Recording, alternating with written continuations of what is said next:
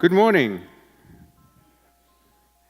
Buenos dias. I understand Spanish, but I don't speak it, so you have to bear with me. Not only speak in English, but also having a Greek face with an English-British accent and a slight German twist in it, so it's a tough life. Before we start, who in the room is from a bank, a financial institution? Hands up. How many startups do we have in the room, or people who are trying to get into that space? What are the others? Are there any professional services providers, consultants, technology providers, big technology names? A few. So we've got the community here. Welcome. When the guys from Finnovista asked me to talk about the subject today, they really asked me because of me having spent probably 20 years now in the financial industry, but the last few years within that in a role that was related to innovation. Sorry, I thought I was going to make a joke about the English, but it's too late for that. And the reason for that is that I didn't start my life in Startupbootcamp. I started my life in capital markets, and then I moved on to Swift, and we have Swift in the room today. And Swift created something called InnoTribe. And InnoTribe has been around since 2009, and InnoTribe was a body that actually was probably the first player to put innovation in front of a financial industry audience and get people to wake up. This was before people used the word FinTech. Actually, when I hired the first person for Startupbootcamp FinTech, the guy that I hired thought FinTech means technology from Finland. So Startupbootcamp, just a little bit of context to understand why I'm here and hopefully give myself a bit of credibility so you trust what I'm saying, is we're a network of accelerators. We run programs in different verticals, in different industries, focusing on transportation and energy, Internet of Things, but we also have a dedicated program in financial services, and this is where I joined from InnoTribe to do this. And I think we're doing pretty well. We won awards and Best Accelerator Program in Europe, and we've started our expansion now globally with Singapore and soon New York.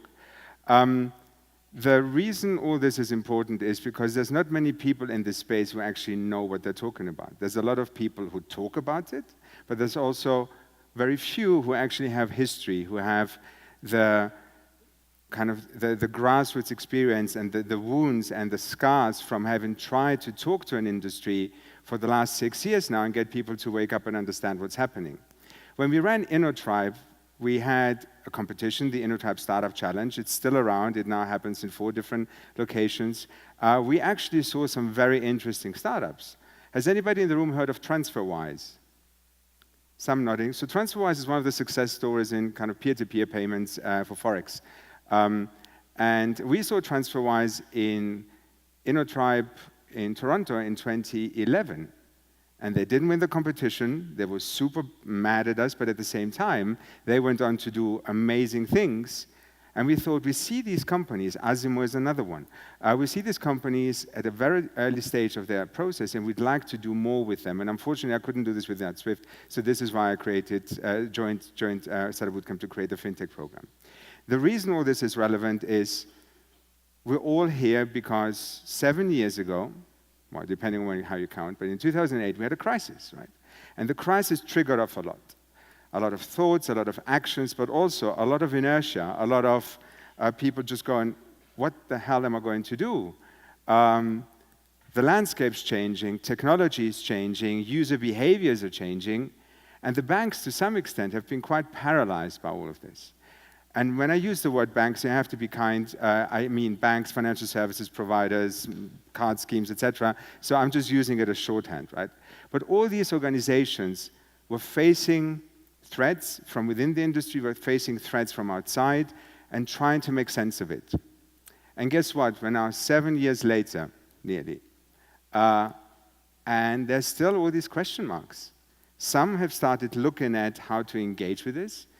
Some have started experimenting, some have quite advanced down the track, but there's also quite a few who still don't really know what to do.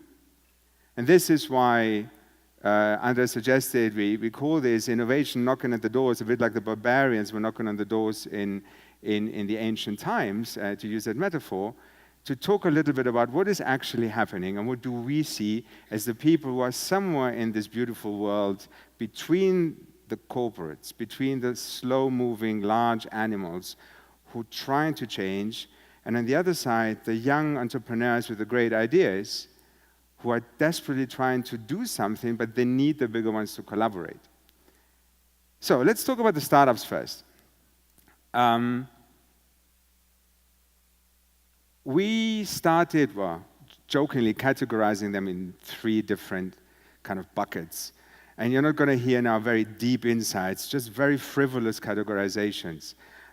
We call them the 3 Ds. The first D is disruption. Everybody talks about disruption.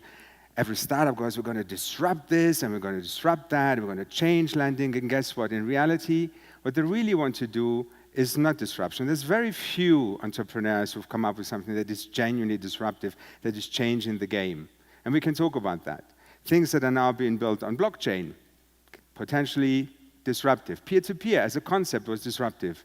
But building another wallet in 2015 is not disruptive. But what some of these solutions do is disintermediate, and this is really the big thing. Recognizing that there's a lot of inefficiency, there's a lot of lethargy, there's a lot of cost that really shouldn't be there. And this is where they come in. Right? This is where they make a huge difference, because they actually take a slice, take a layer out, a layer that costs a lot that really shouldn't, especially as a consumer. And when we talk about consumers of a financial service, we also need to be very clear. We're not talking just about retail consumers. We're also talking about the corporate customers. Okay? There are people usually, again, we talk about FinTech, we talk about innovation. Oh, there's an app. It's not about that. It's about understanding the different areas of financial services that all need innovation, starting from the retail, because this is where usually the entrepreneurs go, I had a bad experience with my bank, I want to do something about it. But at the same time, we have to recognize that we have institutional banking, we've got investment banking, wealth and asset management. All these things are crying out for innovation. EY published a report probably about a year ago now, in London called Landscape in FinTech, and it was an analysis of the different players of the British FinTech scene, which is quite strong, right? But it wasn't about that. I think it's on page 7, they've got a grid where they highlight the different areas, like the retail banking, corporate banking, etc., and then they have front office, middle office, back office, etc., and then they circle the areas where we actually have documented startup activity. And the most fascinating thing about it is the white space in the middle, right? Okay, we've got stuff that's happening in payments, we've got alternative financing, lending, we now have a little bit in wealth and asset management, but where's all the other stuff? Okay, if you work in investment banking, how much of the investment banking flows are actually genuinely being disrupted? How much of back office activity?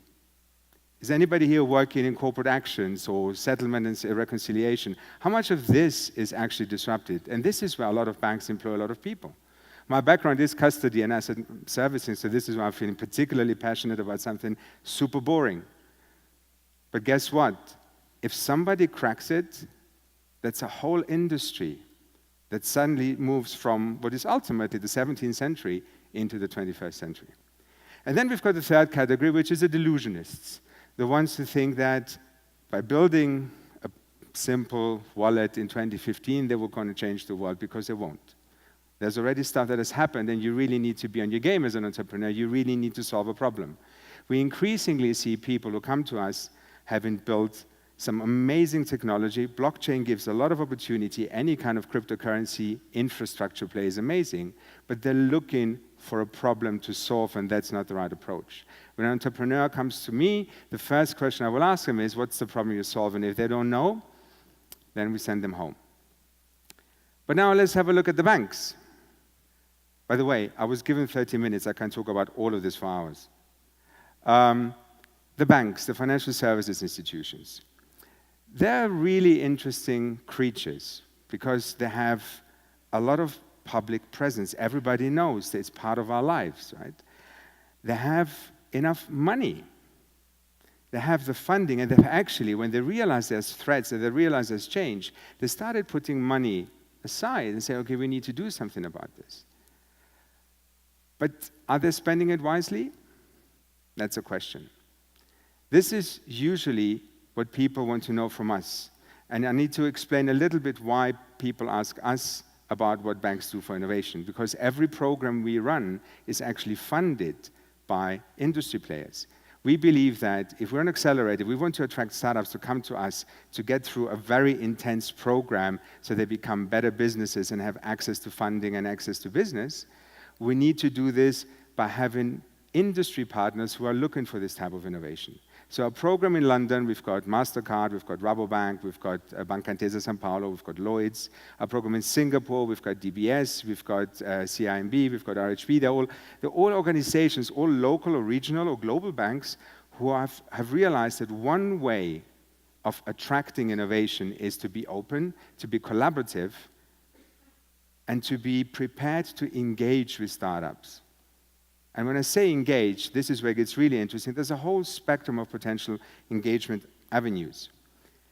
The other thing that they do, the banks, is generating ideas internally, harvesting the power of the employees. You've got bright people working for you. You've got bright coders, developers. You've got people who have understood that there is a need for change. They see technology in their day-to-day life is different, and they recognize that what they do in the bank is very different. Just a small example of how archaic some of the bank systems are. One of the big 4 banks in the UK has a system that converts pounds back into shillings because the core system is so old that they need to do that conversion and then convert it back. No wonder these things break all the time. Having to find developers who understand COBOL. Hello?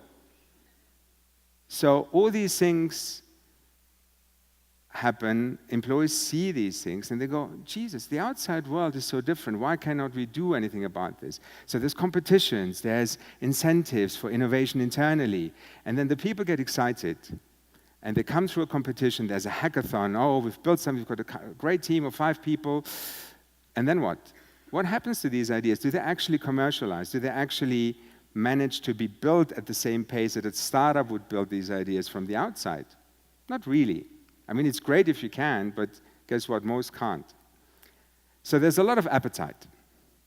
The banks, we have to give it to you guys, you have a lot of appetite, and that's great. But appetite means different things. In many cases, it means, oh, we're just going to put up a fund.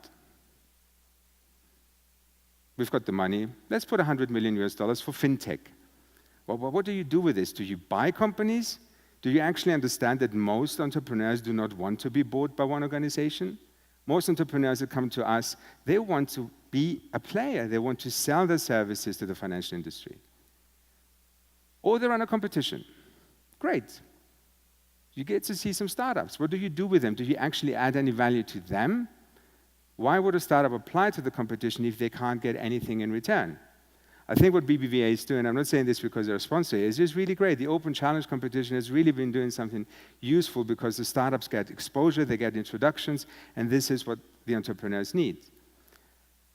Some organizations run their own programs. Barclays is using Techstars to run an accelerator. Banco Sabadell has an accelerator. There's a lot of accelerators. But again, we believe that an individual organization can only add limited value. That's why we always go for a group of players. But in reality, everybody who adds something, everybody who adds value to the ecosystem is worth something. The interesting thing are those organizations that we don't hear of. I use this as an example. When we launched Startupbootcamp FinTech in London, we had a journalist call and started going through the names, hey, and what is this bank doing, and what do you think about that initiative, and what do you think about their accelerator? And I said, why don't we just stop here? Why don't you just go back and look at the list of the 100 biggest banks in the world, and you pick the ones out that you've never seen in any context. Not with a fund, not with a competition, not even making a statement. And guess what? There's a few. So what are they doing? Where's their appetite? But in reality, the problem is not the appetite. Appetite's great. The problem is capability.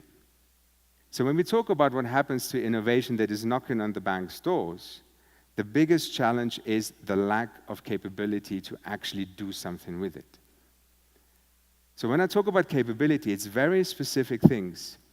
So imagine you see a startup that has some amazing technology that could be really useful for a problem that you have in your organization. That could save you money, that could make you faster, that could make your proposition cooler, whatever you want. What do you do with it? Okay. If it's too early, I get that. But what if it's okay if they already have 2, 3, 4 customers? Do you actually have, as a bank, a mechanism that allows you to experiment with them, to run a pilot, a proof of concept, something that is safe? Do you have some sort of sandbox? But even if you have that, which is great, how do you get them there? I think one of the biggest challenges for innovation, and it might sound like a joke, but if you think about it, it's not, is procurement. One of my best friends used to be a corporate lawyer for a big bank in the UK. He just left. Good on him. And his biggest achievement was to create the 72-step procurement process. Right? How long does it take for a technology vendor to get onto the coveted approved vendor list? 12, 18, 24 months? Now ask the entrepreneurs in the room how much runway they have. How much can they actually survive with the funding that they have? So having a procurement process that allows you to look at startups differently and say, hey, this is a really interesting proposition. We need to play around with it to see if it actually works, if we can interface with it. Let's build something that doesn't go as deep, that we don't require them to have been around for 5 years, have a minimum turnover, have a minimum number of staff, etc. Because that's not about that. It's about agility and it's about being nimble and fast. And guess what? Some organizations have that. Rabobank are one of our partners in London. They can bring in a startup if they really like to play around with it. In 3 weeks, they can get them, navigate them through their process. It's a separate track. It's not affecting the core banking systems. But they can get them into a sandbox, and then they've got another thing that's missing, which is APIs and data. Right? One of the biggest challenges entrepreneurs have is being able to play with real data. They come up with the great ideas, they build the real stuff, and then they go, yeah, but if we want you to do this, we have to go, I don't know, to Thomson Reuters and pay $70,000 for data. Again, if it's about supporting entrepreneurship and encouraging it, if it's about finding solutions that work for the industry, we need to have all these tools. And it's a toolkit, it's everything. Everything belongs into that path.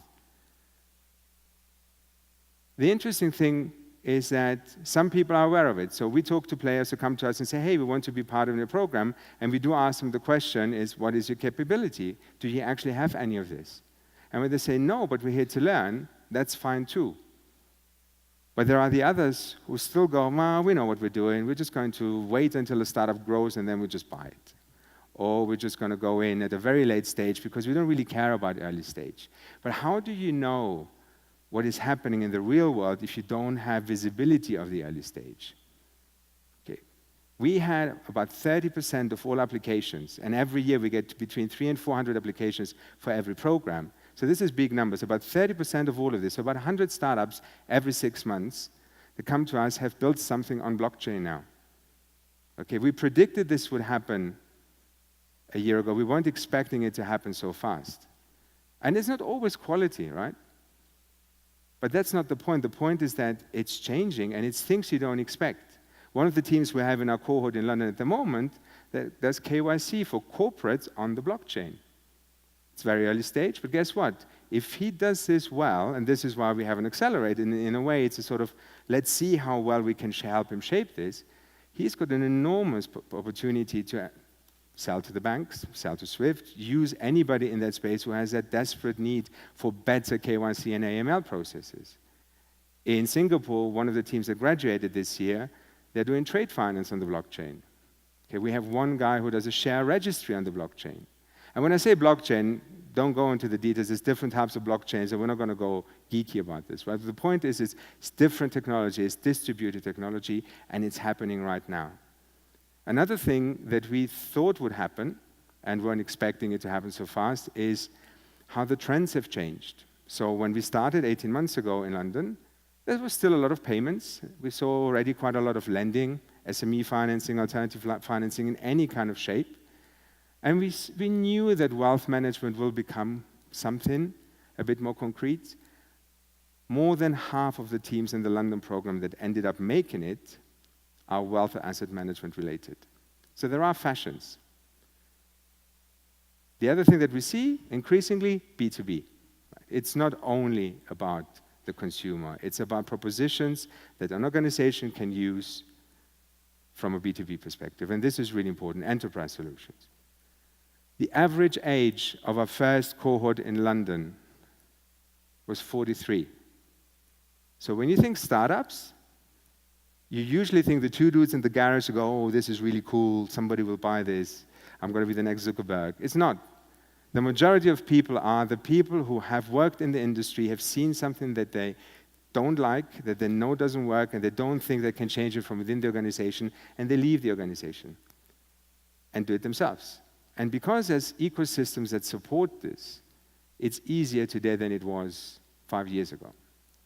London is one of the hubs because you've got a broad spectrum of financial services, but you also have a lot of entrepreneurship, you have a lot of support mechanisms like us, but you also have a couple more things which are put into the bucket of capability. This is why I'm spending a little bit more time on this. In the UK, there is a taxation scheme that encourages individuals to invest into technology companies, into early stage technology companies. And it's a very favorable taxation scheme where you don't pay any tax in the proceeds if the company takes off, but you get a lot of your money back if the company folds. And it's really all about going to people and saying, you know what, if you have £100,000, don't put them into real estate on the stock market, put them into a tech startup. So this has encouraged a lot of flow of money and a lot of people getting actively involved. But also a lot of people thinking it's going to be easier for me to raise my first round because of that. The UK has got something called the entrepreneur's visa. So it allows people to come into the country and stay in the country. It attracts talent, which is also very important. But since we're talking about financial services, we also need to talk about another one, which is the big R word, R, regulation, right? I mean, regulation, I hope I'm not being too provocative here, but for banks it's a good excuse, right? It's a nice wall that keeps people out. At the same time, there's a complaint, oh, we can't invest much because we're spending 95% of our tech budget goes into meeting regulatory requirement. Rubbish. In reality, if there was really the will and the real appetite, there's always a possibility to make money available. But guess what? Somebody like the FCA in London, somebody like MAS in Singapore, they have recognized that the world is changing and they're becoming increasingly favorable to new technologies and entrepreneurship. So we've got in the UK something called the Innovation Hub that is run by the FCA, where a startup can go and say, look, this is what I'm trying to do. What are the regulatory requirements? And they get a case officer who actually helps them through the process. And the back of that, at the moment, there's more than 20 applications for new banks in the UK. And there hasn't been a new bank in the UK since, I don't know, the 15th century. MAS, Singapore, very clever. They waited a little bit. They've been traveling the world looking who's doing what on the regulatory side, picked the best ideas. About 4 weeks ago, they announced a $227 million fund to spend on innovation initiatives. They have a dedicated FinTech director, and they're about to announce something that, if we understood correctly between the lines, it's a sort of sandbox where you as a startup can go and test yourself against the regulatory requirements until you get it right. And all of this to make the process smoother, to make it faster, and to allow people to get into the system. So there's a lot to be talked about when it comes to capability, innovation capability. Another big thing that the large organizations are changing is culture. Right? The best intentions, the best capability, the best processes, the greatest competitions are not helping if people in the organizations do not believe in the necessity for change. We had the CEO of one of the large Dutch banks visiting us at the end of last year in London, and I asked him, what keeps you awake at night? And he smiled and said, well, actually, the biggest thing is, how do I get my company, my employees, to go on the same journey? How do we incentivize middle management, senior management, even the C-level, to actually believe and live innovation, and not just having it somewhere in the priorities, but the moment you have to some sort of budget fights, innovation is the first one to go. So culture change is really important. So briefly, because I've got 5 minutes left, a little bit a look into the future, what we think is going to happen. We believe there's going to be a lot more connections in that way. There's going to be a lot more people, that the lines will become blurrier. Banks building their own startups. It's already happening. Banks building new brands, new banks where they don't have the legacy systems, and then practically cannibalizing themselves. We believe there's going to be a lot more organizations like ours bringing the two sides together. We believe there's going to be more accelerators of any nature, be it incubators, be it more focused areas. We're already seeing that there's a need for more specialization. We started with a very broad definition of FinTech. We said we were going to look at everything. But we launched an insurance program earlier this year because there's a dedicated need for more insurance-specific aspects. We already have conversations about a payments-focused one, a blockchain-focused one. And it's all about just adding value to both sides, giving access to the industry players, for the industry players to innovation, but also helping these entrepreneurs to get onto the ladder. Because when we survey our startups, the single one thing, the value coming out of the program is introductions to business.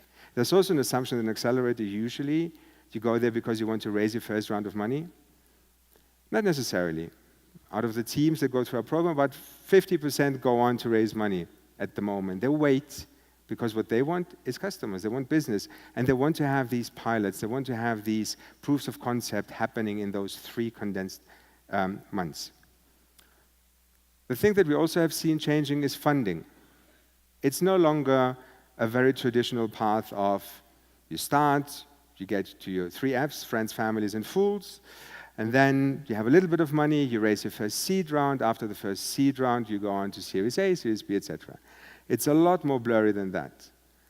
The big VCs who publicly will never invest in anything below, under 2 million US, we know that they've gone in with $250,000 if they see something's interesting. We also see startups who don't really want to raise any external money if their proposition is solid and they get some customers. So the funding is changing as well.